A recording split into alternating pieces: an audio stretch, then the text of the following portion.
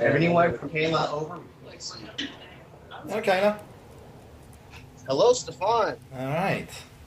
How are you doing? I'm good, thank you. Hello, everyone. Can you guys hear me okay? Awesome. You want to ask a question? You have to be from the corner of that table over. Yeah, okay. I guess I'll intro myself maybe, and then you guys can tell me afterwards sort of what you know about the Ethereum project, what we do, what we're about. I'm Stephan Tual. I'm the CCO for Ethereum. My job is really much about community outreach, business development, and getting entrepreneurs, investors, and developers to hook up with each other, form teams, and build projects on Ethereum. I guess what will be useful for me to understand is how much you know about Ethereum. Good, guys. A little? I've pretty much, yes, very diverse group, and I've pretty much addressed Ethereum from a non-technical standpoint as best I could. We did come across a couple snafus, and I'm going to try to go back to those individuals to get them to ask the question. Yeah, sure thing. Well, yeah, I mean, go for it. Ask questions and let's see where it takes us. All right, guys. Sean, do you have any questions? Okay. One of the questions that came up was exchanging goods through a contract. Mm-hmm. Actually, would you mind giving us a definition of smart property first? Because this will fall into that. Yeah, so smart property already exists. If you own a car that uses an immobilizer of some sort, you could argue it's smart property because you have the key, the cryptographic key that unlocks the car and starts the car. The idea of smart property on a blockchain is that you could trade the encryption part of the key, sort of the key itself, as a piece of code on top of the blockchain, and you could then trade your car. Now, there's a few issues with that, obviously, in the real world. One of them being I could always take the car, put it in a truck, and steal the car. So that's one way to look at it. But there's some interesting things that are being done with that. Are you guys familiar with something called Airbnb? No? Yeah? Yes? No? Okay, so for those that don't know Airbnb, it's a way to rent your house to strangers. It's backed by a reputation system, so hopefully you'll get people that will treat your house with respect. It's a big business in the United States. It's a $10 billion valuation for a company. You go online, you search for a place, select it, go there, they give you the keys, you stay in the house for X amount of days, you pay by credit card, and it's all handled through a centralized server, which is the server operated by Airbnb. What I found interesting at the Toronto Hackathon is some guys had put together a door lock that was unlocked or locked for that matter, by a Raspberry Pi running Ethereum. So you could rent your house in the exact same way you do on Airbnb, but in a peer-to-peer fashion, rather than having to pay Airbnb for the privilege of using the service, including payment processing, etc., which of course can be replaced by, say, Bitcoin.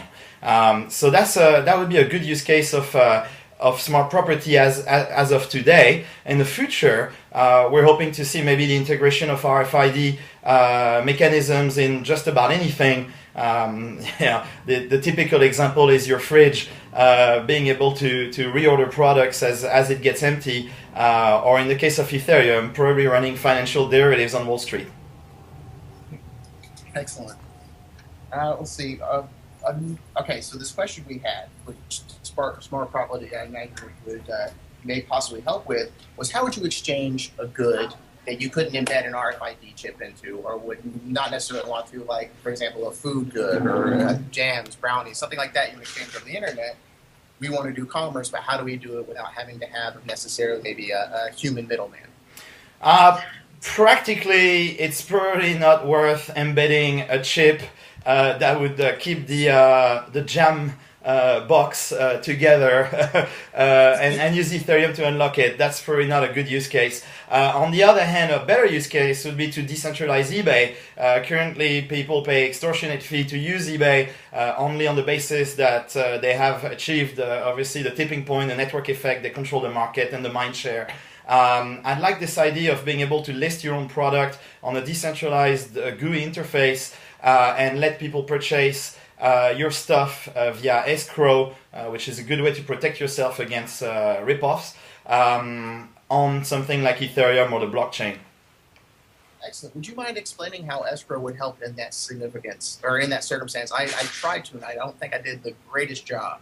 Escrow is basically collateralizing both parts of an agreement. So I'll put, say I'm buying your computer on eBay, and I'm gonna put the money up in an escrow, which is a third party that holds that money, and in theory, the counterparty then puts the computer in an escrow agreement as well. So there's physical places, entire warehouse that are designed around this purpose. And then once the money has been checked that it's actually not a bad check, it's proper cash, the escrow is executed, and the third party sends the item sends the money to the buyer, to the seller, and sends the item to the buyer.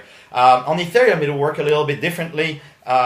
Because we're dealing with digital stuff, it's very likely we'll see both sides of a deal putting collaterals and probably over collateralizing the deal in order to ensure mutually assured destruction, as it's called. So if one party rips off the other, both parties lose, which should keep people honest. But there's various ways of doing that. You can also imagine a more traditional escrow with a third party managing transactions.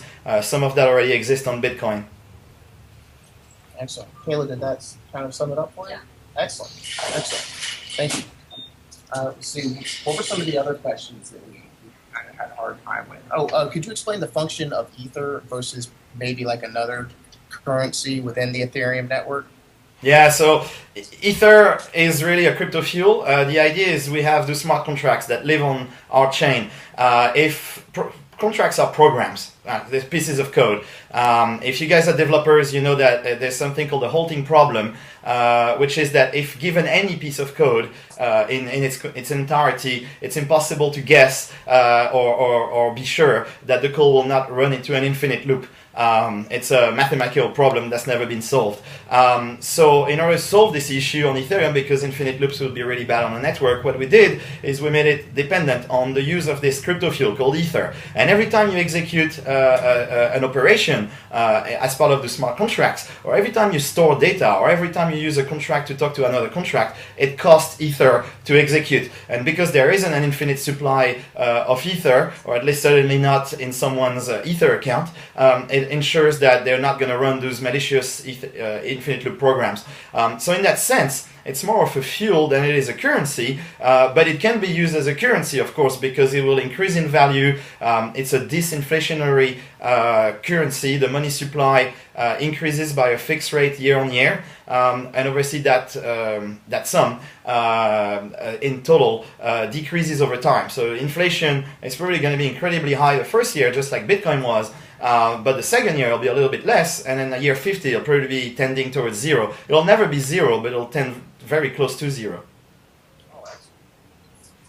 So is there a relationship between, like a fixed relationship between the amount of Ether it takes to run any given contract, and how will, I guess, Ethereum deal with what if there are more contracts that people want to fulfill and there's not enough Ether? Does it automatically adjust how much Ether it takes to run a given contract? Yeah, so it works, the way it's going to work the first year, Ethereum is a long-term project. Ethereum 1.0 is one thing, Ethereum 2.0, 3.0, 4.0 we're already working on. Ethereum 1.0 will have a fixed cost for executing what we call the base fee, which is the fee of executing any operation in any given smart contract. That's going to be a fixed cost. It's going to be set very, very, very, very low. And so say, I mean, I'm just making numbers up because we haven't announced that figure yet, but say it was 0.000001 Ether, the total supply of Ether will definitely dwarf that number by a very, very large factor. We're not going to run out of Ether. Anybody else have some questions? But just real quick, the market price of Ether is fluctuates with Bitcoin, right?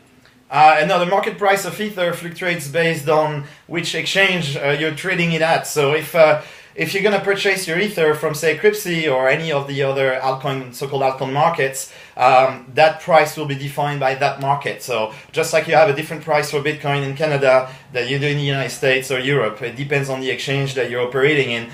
In theory, obviously, using arbitration, we should see the price of Bitcoin stabilize over time, but we haven't seen that. Probably because it takes an awfully long time to confirm 6 transactions, about an hour, which makes arbitraging very difficult. Ether will probably be no better in that sense because the block resolution time is 1 minute instead of 10. So you would say, well, that's 10 times faster, but it's still a very, very long time in terms of the financial world and executing arbitraging transactions because you need to close on that opportunity. What we see a stabilizing factor in Ether is by default the presence of financial derivatives on our network, including options, forward, futures, whatever you can think of, contracts for differences, that kind of stuff. And that in itself should stabilize the price. And I think in regards to the price of Bitcoin, it should also help the price of Bitcoin because we'll see crypto derivatives on Ethereum backed by Bitcoin. The way that would work is you can make a smart contract, listen to the blockchain, the Bitcoin blockchain, and execute code based on what it listens to. So if it sees that you have sent me, say Jared has sent me 3 Bitcoin, and the smart contract says if Jared sends 3 Bitcoin, then Stephan sends 5 Dogecoins, it can execute all the transactions across the other chain. We're also looking at using this new two-way pegging mechanism that they're talking about implementing in Bitcoin called Sidechains, and that might be another way to communicate with other chains. Okay, and would it be an issue if we were doing a contract and you held a certain, the program held a certain amount of funds in escrow? I guess they would be Ether funds. Is it going to be an issue if the value fluctuates with that money that's being held when the product is in transition? For example, if you were buying a computer off of eBay or something like that, and you held 5 Ether coins in escrow on the program, would it be an issue if then the value relative to Bitcoin or relative to the dollar for those coins fluctuated up and down in between the point of sale and when it was actually delivered and when the funds can actually be released? Absolutely, that's the problem you're seeing today with any volatile currency, whether it's fiat currency or Bitcoin or any digital asset. It'll be the same thing with Ethereum. If it's volatile, then you'll have those issues. There's absolutely no doubt. One way to handle this, though, would be to create a contract for difference and hedge the value of Ether against some other asset. Good example of hedging contracts of weather derivatives, where a farmer, for example, knows he has crops coming up in the summer. That's a fact. He works on a schedule. Nature works on a schedule. Unfortunately, the weather could be terrible and ruin his crops. So what he does is he assumes he's going to make $1,000 out of selling his crop. He can also put $1,000 on a contract that says if the weather is going to be terrible and all crops are ruined, then you win $1,000. That's one way to hedge your risk, so to speak. Same thing for fiat currency. You could hedge against the US dollars, for example, if he's a US citizen. I guess that was a bad example because stability relative to Bitcoin doesn't really mean a lot. Right? It's gonna be hard to it's gonna be hard to do that. I mean, there'll be strategies. We're not. One thing that needs to be clear is we're not in control of either the value of Ether, that's for the market to decide, and we're not in control also of the actual, once it's launched, of the actual network. So just like Gavin Anderson cannot decide that there'll be 22 million Bitcoins instead of 21, just because he feels like it, we'll be in the exact same situation. What we could do in a couple of years' time is propose soft forks of the network, whereby the miners then have a choice. Either they can stay on our current chain, or they can move on to a new chain that has more features, or maybe the price of things have been slightly modified. If, for example, we didn't gauge the cost of, for example, storage versus the cost of computation correctly the first time around. But that's why we also have a testnet. I was wondering, one more question. Some of us know a lot about Bitcoin, some of us not so much. I was wondering if you could briefly explain sidechains in relation to Bitcoin and why you would want to use Ethereum as opposed to doing a sidechain to the Bitcoin blockchain. Oh, sure. So the way sidechains work, it's a two-way peg. The idea of a one-way peg was developed around November last year. I think it was Adam Back that proposed it. It's proof of burn. So you burn bitcoins, and it gives you access to this other chain's currency. And it's very important to remember we're talking about pegging the value of one currency to another. The problem with that is there's no way back. So what they invented was a way to do a two-way pegging by embedding code in the script, really in the Bitcoin transaction using the existing ops code in the protocol, and allow you to then burn it back to the Bitcoin blockchain and regenerate the Bitcoin there, so to speak. It's a very high level explanation of how it works, but you can basically transition currencies from one chain to the other. So the general accepted view as it stands is that, well, what does that mean for altcoins? Because of course now you no longer need to have altcoins sitting on their own chain where they're vulnerable to 51% attack and market speculation.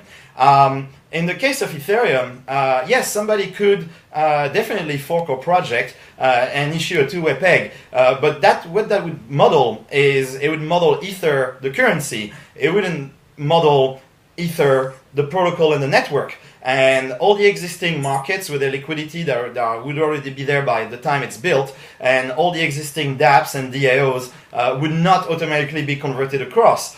So what obviously we're hoping for, and that's true about any open source project development, is that we'll do a good enough job as a team that people will not be tempted to fork us, or they'd rather stay with our stuff even though other people do fork us. Excellent, excellent. So now, I was asked by someone else, and I'm not sure I had a good answer, was they were under the interpretation that you could do similar functions that Ethereum is proposing, smart contract, smart property, using the Bitcoin blockchain, and they were wondering why you would choose Ethereum as opposed to Bitcoin, that other method. So first of all, I'm just very happy that we have such a young member of the audience just appeared. Is that a future Ethereum developer, maybe? Start them young. So yeah, why use Ethereum in the first place when you can do things like scripting using the existing ops code in Bitcoin? That's a good question. Well, at the moment, the stuff you can do with Bitcoin exists, but it's very limited. If you look at the ops code, all that work actually hasn't been finished. Most of the ops code in Bitcoin have been disabled for security reason. What Satoshi achieved 5 years ago was already amazing enough. He had this immutable database, and he had means to execute transactions instantaneously at very low cost. Those two challenges are big enough as they stand, so I think they didn't really want to introduce an advanced scripting layer in the protocol back then. Although if you read the stuff that Satoshi wrote, he was talking about smart contract. He was quoting Nick Szabo, for example, who coined the term smart contract back in 1993. So he was clearly aware that stuff was out there. And there is some level of scripting in Bitcoin. So for example, you can do what's called multisig. Multisig is like a joint account where both I and my wife, for example, will have to sign a transaction before it becomes real, and it executes. There's another thing you can do, which is a deposit. So by proof of sacrifice, Peter Todd calls it, whereby you put money on the chain, but it's not yours anymore. It's also not anyone else, and it comes back to you after 6 months. It's quite useful to prevent things like spam. So you could force people to create this type of deposit to prove they are actually humans, and it's also very expensive to duplicate. So it prevents Sybil attacks. So that's another use case. There's various other use cases. Escrow is one. There's various websites that are offering escrow on the Bitcoin blockchain, as well as timing transactions, so proof of time. I could take a document, hash it, put the hash in a block, and now I can prove that I at least had access to this document at this very time. That's 4 use cases. Problem with all this, it's bloody hard. I don't know if you've tried to write code leveraging the Bitcoin network. It's not something that your average Python developer is going to be able to pick up in 2 weeks and run with. If it was, we'd already seen millions of applications running on the Bitcoin blockchain, and we haven't. Second, it's also very limited. So if you look at the ops code, it's kind of like a stack-based language. So A, it's hard to read. B, it's fairly limiting in terms of what you cannot do. What we're trying to do with Ethereum is to give access to this programming language that's Turing complete. It's actually stack-based as well, but we have virtual machines that can execute the code from other languages. So, for example, we have Python. We have a language called Serpent using Python. I think it's Vitalik's sense of humor. We have something called Muton, which is a Go-like language, and we have something called LLL, which is a Lisp-like language. And all that stuff compiles down to bytecode. The bytecode is run by our virtual machine. So if you can write Python, you'll be able to write smart contracts. And remember, these contracts are not going to be very complex to write either, because this isn't about running a virtual simulation of, I don't know, a video game or executing graphic rendering. We're talking about very simple logic gate. If something, then do something else. They're probably going to be 200 line long each. Any longer than that wouldn't make any financial sense to execute them on a chain. So yeah, accessibility for me is the key word. In fact, our target market is really the general programming population that like to have a new means of distributing application, presenting several properties. The first one, well, A, it's immutable, that's quite useful. B, it's corruption and collusion proof, thanks to proof of work mechanism and decentralized consensus scale. And also, all the contracts will be open state, so it's a nice environment if you're into open source and so on. It's very easy to use. We'll have IDEs, we'll have decentralized GUIs as well. It wouldn't make much sense to have a website that talks to an underlying blockchain, because then the website can be taken out by the government, or it can be taken out by the operator of the website, like MTGOX did, for example, and steal all the money. So decentralized GUIs would be a good way to prevent those applications from having all those negative properties. And that's the goal with of Ethereum. Excellent. So going along that same vein, I know that you guys talked about accessibility being one of the biggest goals of Ethereum, and the role of programmers within Ethereum. What do you see as being, I guess, the lowest level of learning that someone would have to have in order to actually write their own contracts? Or do you see programmers as becoming sort of the lawyers of today, and their function as programmers would be like the lawyer? You write the contracts and you receive a commission or something like that. Yeah, okay, so the lowest common denominator to use our platform would be, do you have access to a web browser, and can you click on things? That's pretty much the goal. There will be people building interfaces that generate the code of smart contract. Some people have already started work on that. They're going to be very vertical specific. So for example, it'll be build your own insurance contract, or build your own financial derivative, select which digital assets you want to use as collaterals, click, click, click, submit, boom, it's going on the blockchain. In terms of the development of those apps themselves, what we foresee is the minimum level being HTML, JavaScript, and CSS. Pretty much web developers is what we're after. Excellent. Well, I had a kind of a question I wanted to eventually get to was, so let's say you have three basic individuals. One person's not very technically inclined, but they love Ethereum, they want to promote it. Then you have a programmer, and then you have somebody who wants to make money. What do you think how should those three individuals approach Ethereum? I think programmers wants to make money too. Yeah, I mean, okay, so the first one was, you said somebody who's not a developer, but is just interested. Well, I don't know, there's all sorts of ideas that people are developing that we haven't thought about ourselves. All we do is provide a protocol, so if people want to build something brand new we haven't thought of, even better. We had several people contacting us from the gaming industry, which had some pretty interesting ideas as to what you could do with this platform. Having an idea doesn't require to be a programmer, so you can go on the forum, find developers, and build your project. The developer, at the moment, I suppose the developer's life is very difficult on Ethereum because there's little to no documentation. You have to read the source code to understand what's going on. We have a very limited development team because this is a volunteer-based project, so we have, in the grand scheme of things, very few people working on it. So it's pretty tough, but it's also the best time to get in my view, because you'll be one of the first early adopters.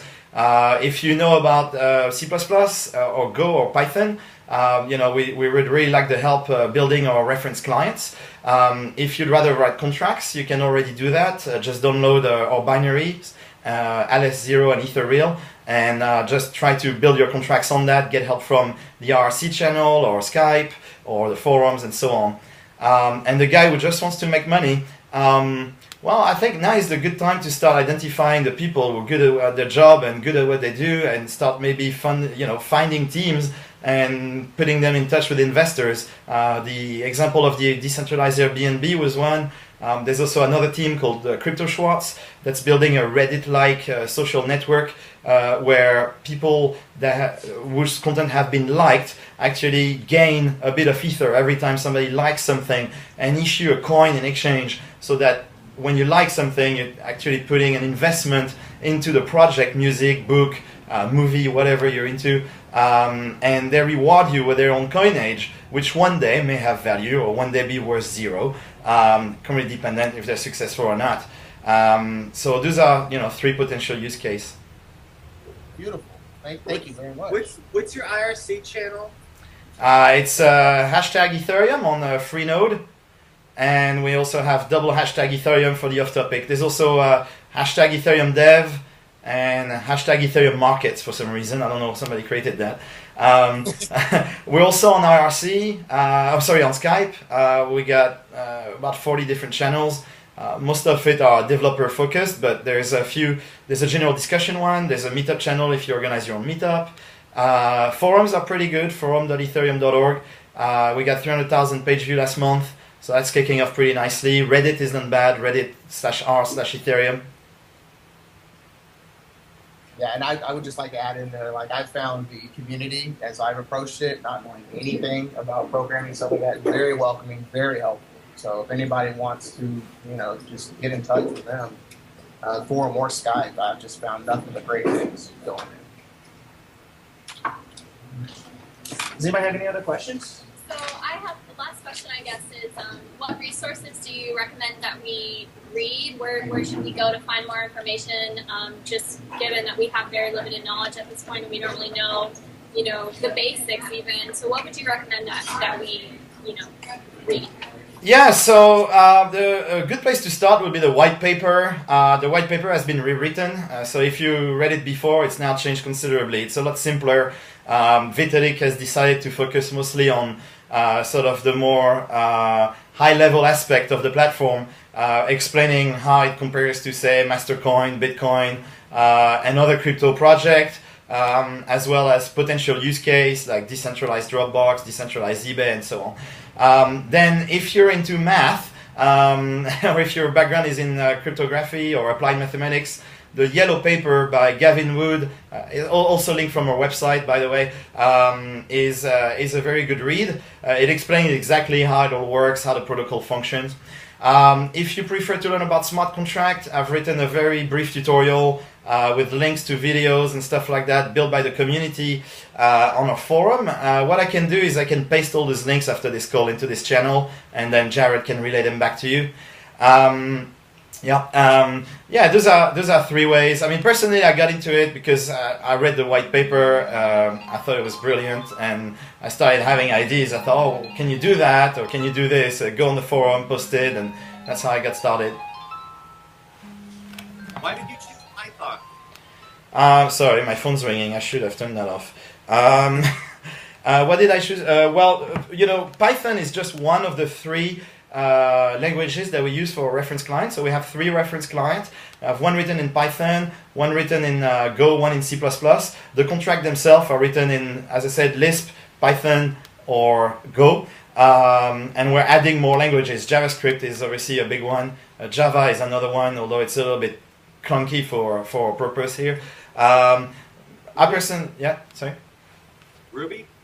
Ruby, yeah, I've heard someone trying to build a VM reference implementation in Ruby. I don't know what's the status of that project. I know there's a guy doing stuff in Clojure as well, another one in Scala, which is curious, but it should be fun to watch What we're trying to achieve by this, by the way, it's not because we like to have tons of languages. What we're trying to achieve is ensure that there isn't one client that sort of dominates the market for several reasons. The first one is security. Obviously, if you have multiple platforms, then the fact that they interact with each other is a good thing, and nobody can monopolize the development of the protocol. And the other one is to avoid the state of things we're seeing on Bitcoin, where you have one client that pretty much runs everything except for very specific use of, say, Bitcoin J or BTCD, which I believe is written in Go. But you don't really see those guys very much, and that's a shame. So out of the gate, we're pushing all that stuff out, and people can pick the one they prefer.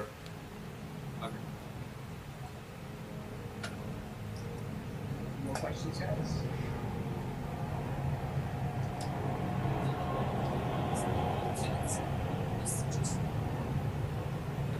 The laws that are already on the books to just end up becoming, digitalized. So Kind of dominate. the question I think he's asking is what's to inhibit external malicious party from overtaking the network?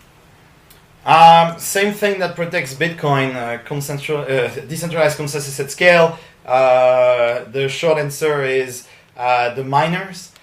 In terms of how they use proof of work to protect our network, we use something called the Ghost protocol, which is actually not as scary as it sounds.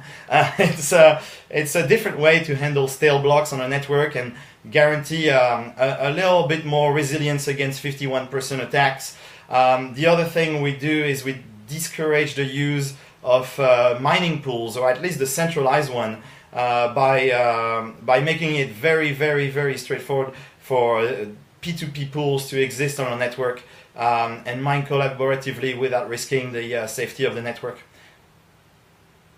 So at base, you kind of making sure you add more nodes, more voluntary nodes.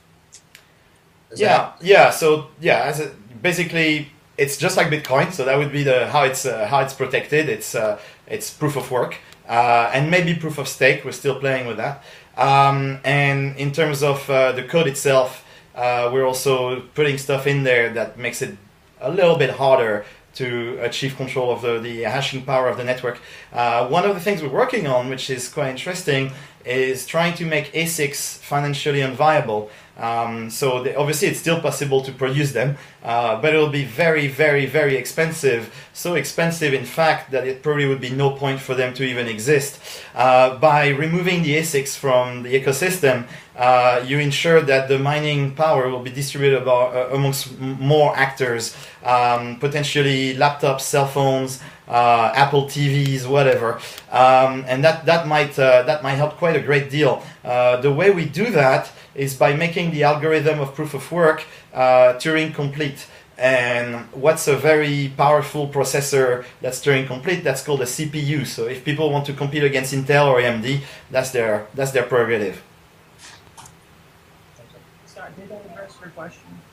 I was talking more about like lawyers maybe getting involved and potentially just converting the laws of the land in some way to governance. Onto the Ethereum network. Yeah, did you get? No, I didn't hear that. Can you repeat that? Essentially, his question was, what's to stop? I guess he was asking current lawyers to translate the current law directly onto the Ethereum network. Yeah. It's interesting. There's been several discussions about this in the last few days. Primavera Filippi was hosting a Berkman luncheon at Harvard, and actually Richard Stallman, of all people, was there debating with her as to what constitutes law. So there seems to be there's pretty much consensus in terms of the viewpoints, and is that there's going to be 2 or 3 things happening. The first one, some people are going to try to reproduce the existing legal system on Ethereum. Well, that doesn't really make it a legal system. It makes it law in the sense that it's the law of code, but it's not the law of the land. So if I rip you off on Ethereum, it's very likely you're still going to try to sue me outside of Ethereum. And that's true about any engagement you and I would sort of hold by signing a piece of paper, for example. If, on the other hand, the contracts are self-enforcing, meaning that they've been fully collateralized, then it's very unlikely people will actually need a court of law since, well, the contracts are self-enforcing. So there's no way for us to rip each other off. And as long as obviously nobody was pointing a gun at our head when we agreed to enter this agreement, which is another possibility. I don't really see the law profession go anywhere. I think the law of the land and nation state have extraordinary momentum. It's fascinating to think that somehow we can either exit from the system and voluntarily choose a different set of rules to abide to. It's probably a lot harder to actually live by it your entire life for now, since projects like, say, the Seastead Institute haven't come to fruition just yet. But it's an interesting point. Excellent, excellent. That satisfied? I'll just Okay. Cool. Does anybody else have any other questions or anything they'd like to say, ask?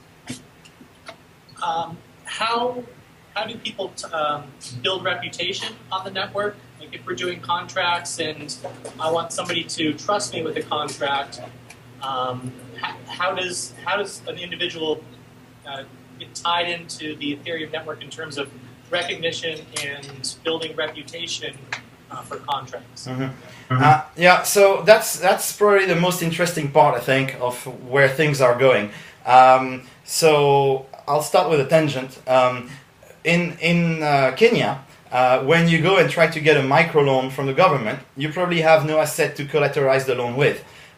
You don't have a house, you don't have a car, you don't have anything. That's why you need a loan to start a business for micro-entrepreneurship. The way they resolve that problem is they have a social group called Shamsas, whereby 13 individuals or 14 individuals, I forgot the exact number, vouch for a member of the group. And these guys grew up with you, they're your best friends, they're potentially your family. You will never ever breach their trust. And in that regard, in terms of loan default rate, those guys have achieved incredible numbers, less than 0.01% default rate on those particular reputation-backed contracts.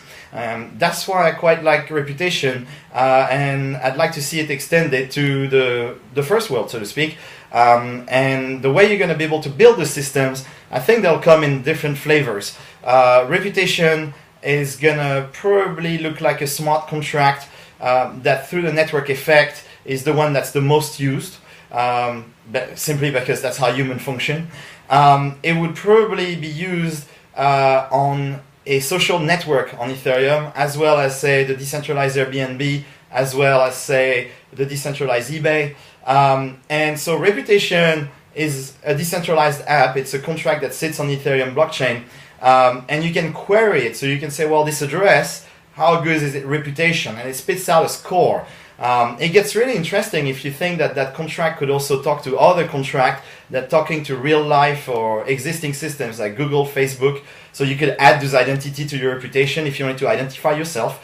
And as you add more and more layers, you start to build an electronic version of you. And the more layers you have, the stronger the possibility that you are who you say you are. So there'll be the guy who has made 0 transaction on anything, and he's just throwing in a Google URL from the centralized world. That's probably not worth very much. And then there'll be the guy who's spent his nights in Airbnb hotels night after night, and everybody says he's a great guy, he's never ripped off anyone, he's always paid on time, he's never burned a house. He's also bought a ton of stuff on decentralized eBay and never had a problem there either. And on top of that, he actually went to maybe a newsagent, had his passport scanned, checked by a third-party contract, and that checks out as well. So I'm pretty sure I would like to trade with this person. So the short answer is, it's probably going to be a combination of multiple factors that once layered in, give you a much better precision as to if this person is who they say they are or not.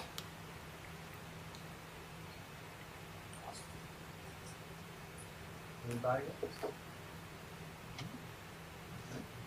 Well, Stephan, is there anything you wanted to add as a kind of a closing?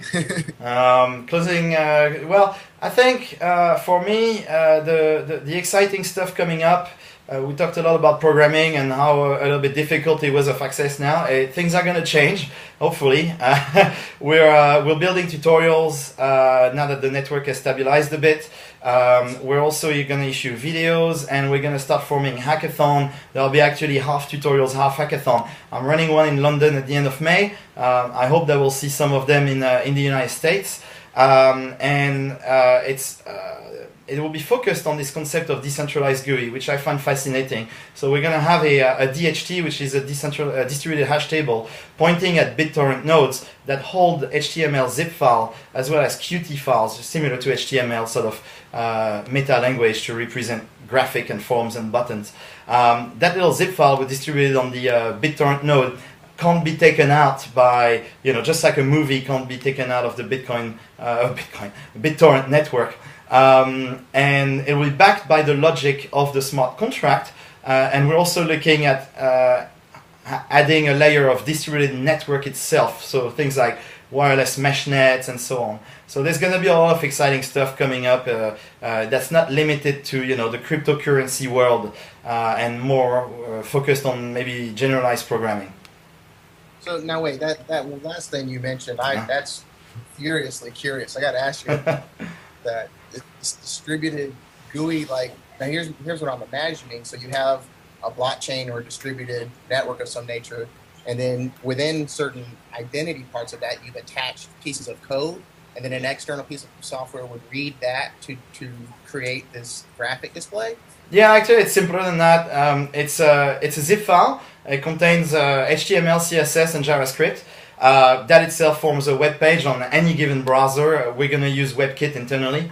Yeah, and then that has JS bindings. So in the GUI, you can say what's the value of X, and you can query the network. You can run Ethereum transactions. You can't interact with the generalized web because that's centralized, but you can talk with the underlying Ethereum network, and we're obviously going to have these packages signed, so you know that you're using an app that's been signed by this authority, this programmer that you trust, and we'll have also a bit like an auditing function by independent auditors that look at the source code, since it's all plain text, yeah, it's all open state, and say, yep, this code checks out, it does what it says it does, or actually be careful here, looks like somebody's trying to obfuscate some of the code. So it gives you a degree of certitude baked in the browser right out of the gate.